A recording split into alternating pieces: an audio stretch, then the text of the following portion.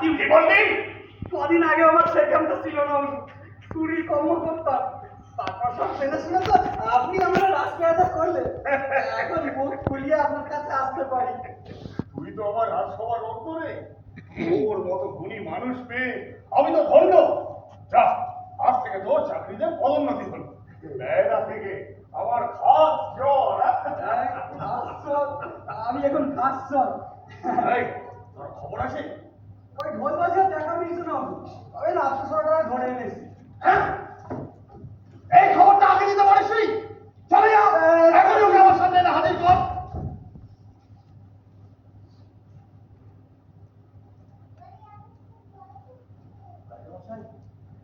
কি হয়েছিল? পেটের ব্যামো? কষ্ট পেয়েছি। এখন ভালো আছিস? আগে হ্যাঁ, কিন্তু আমি তো ভালো নেই রে। কেন হুজুর, আপনার কি রোগ হয়েছে? নতুন কিছু না, পুরনো ব্যাধি। যেদিন থেকে রাজা হয়ে সিংহাসনে বসেছি, একটা কাঁটা মনে ফুটে আছে। রাজার বুকে একটা কাঁটা ফুটে থাকে অহরহ। এটি বড় ভীষণ ব্যাধি। ব্যাধির নাম সন্দেহ। কিসের সন্দেহ হুজুর? এই দেখো, সে কি তুই জানিস রে? তবে তুমি সন্দেহের কারণ না হলেও তোকে যে আমায় সন্দেহ করতেই হবে। কাছে আয় হুজুর, কাছে আয়। হুজুর, এই মুখ চিনিস? এ খাওয়া যার মুখে পড়ে আর বেঁচে থাকে না। আমাদের বাঁচতে দেন হুজুর। কি করে দি, কি করে দি? যে আমার মাথার সিন্ধুকো দেখে ফেলেছিস, রাজার আসল রূপ যে দেখে ফেলে, তাকে তো বাঁচিয়ে রাখা দায় রে। তবু তো তুই একটু বেশি সময় বাঁচলি। হ্যাঁ, সেটাকে আর মুখ বন্ধ করে থাকবো হুজুর। ওই জানোয়ারের লোকগুলো সামনে থেকে সরিয়ে দেন। কি বললি? কি বললি? জানোয়ারের তো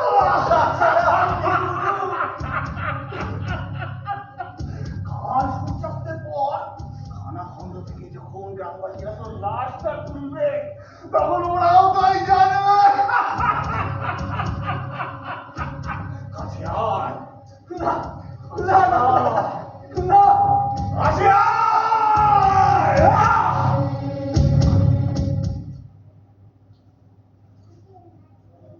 ওটা হুজুর, হুজুর, ব্যবস্থা কর, ওরা সারা রাজ্যের মাঝে দিয়ে যেন টের না পায়। এতদিন কাউকে তেল দেওয়ার সুযোগ দিয়েছে হুজুর? সবাই যদি তোর মতো এরকম নিজের প্রাণটার মায়া করতে রে, তাহলে সিংহাসনে তো আমি নিশ্চিন্তে বসে চোখ বন্ধ করে ঘুমোতে পারতাম। হুজুর, হুজুর, হুজুর মরেনি হুজুর। সেখানে বুঝছো মতন কাছে।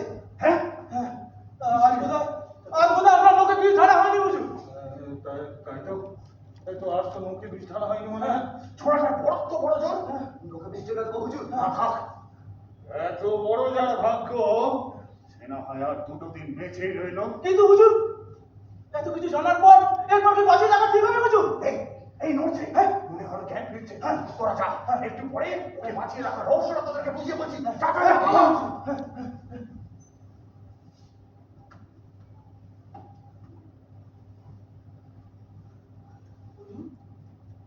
আমি বেঁচে আছি। মুখের দিকে তাকা, মুখের দাগ আছে। তুই আঁচড় মুখে নিয়ে কি কেউ বেঁচে থাকতে পারেনি? কিন্তু হুজুর, আমি তো আগের মতোই দেখছি, শুনছি, কথা বলছি। আগের মতোই তো দেখবি, শুনবি, কথা বলবি, এমনকি বাড়িও ফিরতে পারবি। কিন্তু যে কাল সূর্য অস্ত যাবে, অমনি তোর খেলা শেষ। এই নখের বিষয়ে এটাই তোর মজা। কাল সূর্যাস্ত পর্যন্ত বেঁচে থাকবো হুজুর। বেঁচে তো তুই এখনো নেই। তোর মরা শরীরটার ভেতরে তোর আত্মাটা খালি জেগে থাকার ভান করছে। যাকে বলিস জ্যান্ত ভাব, সে আসলে দেয়ালা। ঘুমের মধ্যে অজান্তে মানুষ যেরকম দেয়ালা করে, মরে গিয়েও তোর আত্মাটা শরীরের মধ্যে বেঁচে থাকার দেয়ালা করছে। খালি যেই সূর্যাস্ত হয়ে যাবে অমনি তোর আত্মা মুক্তি পেয়ে যাবে। যা যা যা চলে যা। আর শোন, বাড়িতে কে আছে? হুজুর, বুড়ি মা ছাড়া আর কেউ নেই। এমন করে মরেছিস, সে কথা যদি কাউকে বলিস তাহলে তোর এই বুড়ি মা আর জ্যান্ত থাকবে না। কথাটা মনে রাখিস। চলে যা।